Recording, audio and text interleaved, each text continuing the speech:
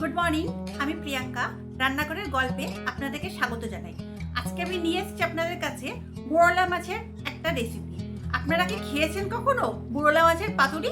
চলুন দেখে নিই আমি মোরলা মাছের পাতুরিটা কিভাবে বানাবো।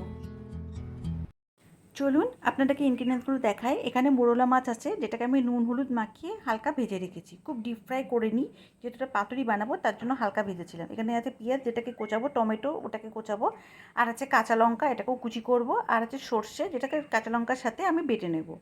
এই গুঁড়ো মশলাগুলো আমি রান্না করতে করতে আপনাদেরকে দেখাচ্ছি। আর পাতুরি যেহেতু কলা পাতা তো অবশ্যই লাগবে।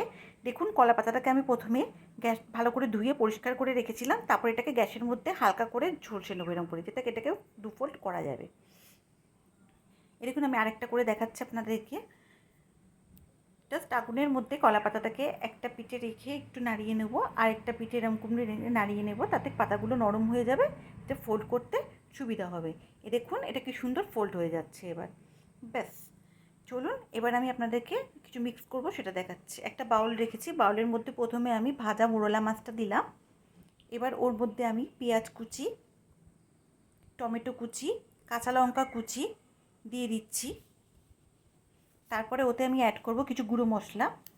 আর তার মধ্যে আমার কারেন্টটা যেহেতু চলে গেছিলো, আমি সর্ষেটাকে বাটতে পারিনি, আমি গুঁড়ো সর্ষেটাকে গুলে ওটাকে ইউজ করছি।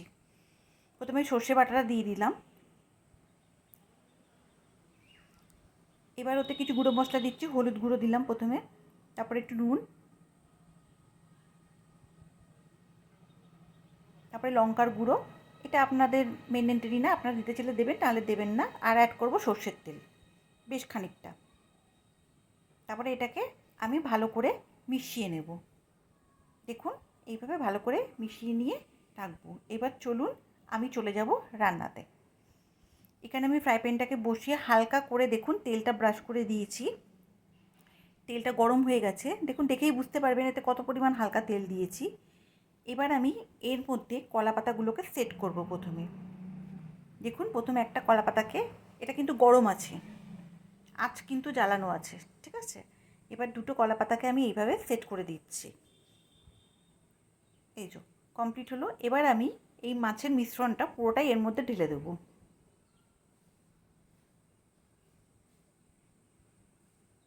ভালো করে মাঝখানটায় ঢালবেন।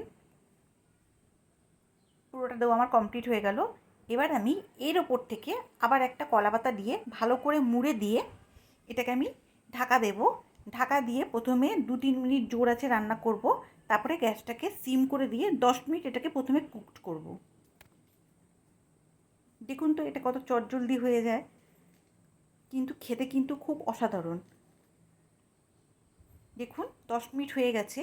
10 মিনিট পরে আমি এটাকে খুললাম, খুলে কলা পাতাটা তুলে দেখাচ্ছি আপনাদেরকে। যে অপূর্ব একটা স্মেল বেরোচ্ছে এতেই, এখনও তো রান্নাটা পুরোটাই বাকি আছে। এবার আমি এটাকে উল্টিয়ে নেব। তার জন্য প্রথমে আমি দেখুন কলা পাতাটাকে থেকে পাতুরিটাকে পুরোটাই তুলে পাশে একটা প্লেটের মধ্যে রাখবো। এখন আমি গ্যাসটা কিন্তু বন্ধ করে দিয়েছি। পাশে একটা প্লেটে তুলে রাখলাম এইভাবে। এবার আমি আরেকটা প্লেট নেব, তার মধ্যে আরেকটা কলা পাতা বসাবো। নতুন কলা পাতা দিয়ে একটা প্লেট নিয়েছি। এবার এর উপরে এই প্লেটটা রেখে এটাকে জাস্ট টুইস্ট করে দেবো। দেখুন এইভাবে জাস্ট উল্টে দিলাম, আর কিছুই না। খুবই সিম্পল, এটা আপনারা অতি সহজেই করতে পারবেন। এবার ওই নিচের যে কলা পাতাটা শুদ্ধ, ওটাকে আমি ফ্রাই প্যানটার মধ্যে বসিয়ে দেব। দেখুন কত ইজিভাবে এটা বসে গেল। এবার ওপর থেকে আমি এটাকে ঢাকনা দিয়ে আবার ঢাকা দিয়ে গ্যাসটাকে অন করে দেব। অন করে দিয়ে আরও 10 মিনিট আমি এটাকে কুকড করব। গ্যাস অন করে দিলাম।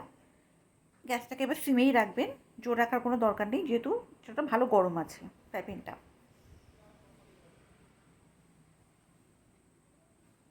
10 মিনিট হয়ে গেছে, আমি তুললাম।